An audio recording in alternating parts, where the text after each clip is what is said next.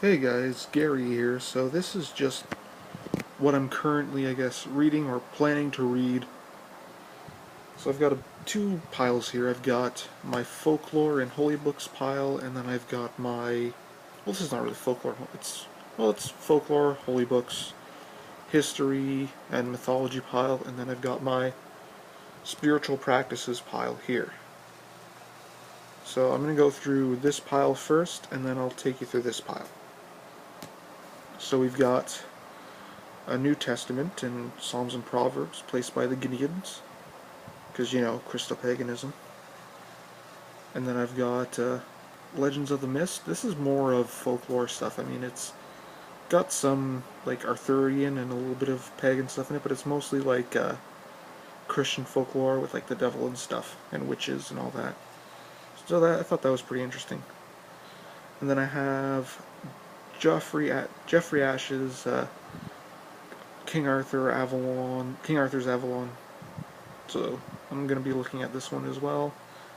And then I've got Celtic Mythology and Religion by Alexander McBain. So this is this one's pretty interesting. It talks a little bit about folklore and sort of interpretations of mythology and that sort of stuff. It's pretty interesting.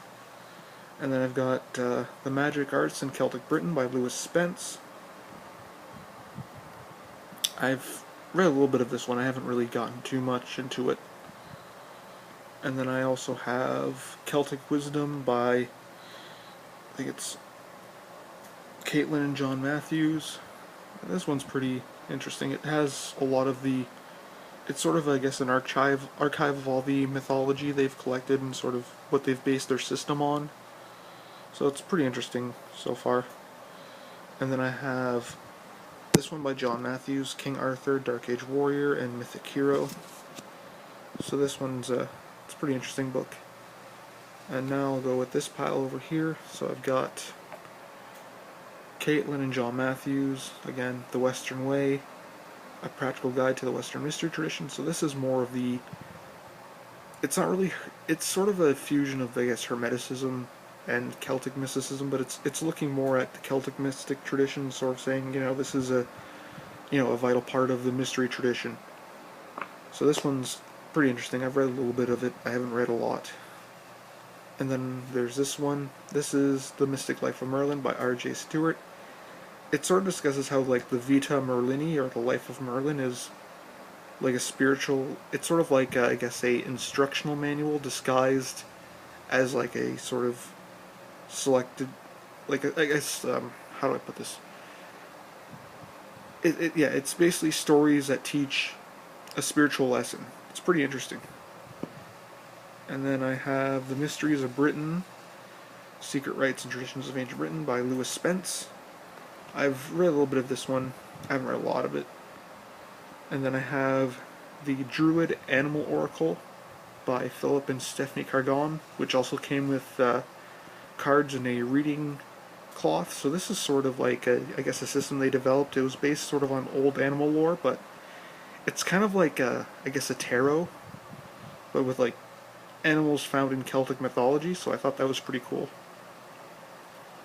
And then I got this one, Christian Spirituality, Themes from the Tradition. This is sort of like it talks a little bit about, like, Christian mysticism and history and sort of how to practice. Like, it talks about sort of, isolated meditations and asceticism, what have you. So that one's pretty interesting. And then I got this infamous book, the 21 Lessons of Merlin.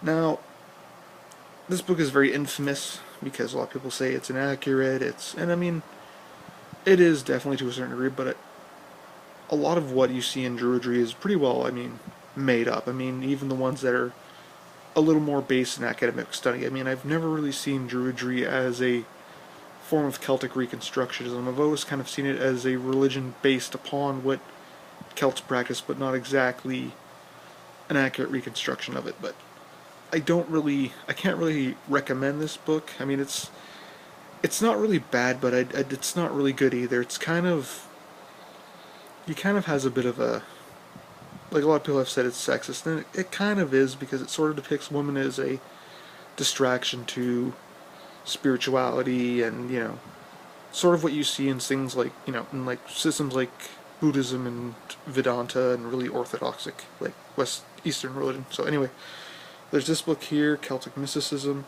The title's a bit misleading because this is basically like Celtic Christianity, which I mean isn't a bad thing, but I wish it, you know, would have said what it is. I mean, he talks about how like Christianity was the fulfillment of the Celtic religion and whatever else. I don't know. It's, I mean, it's interesting, and I mean, it's pretty useful considering. And then we have this book here, The Crafted Cup by Shadwin. Now this one is, it's Wicca, but it has like the Grail mysteries added to it, so it's kind of a Christo-Pagan tradition that the author is presenting. And it, you know, again talks about the Arthurian, you know, Grail. So I thought this was pretty a pretty useful book considering what I'm doing and considering my path. And then I also have this last one here. This is The Path of Druidry by Penny Billington.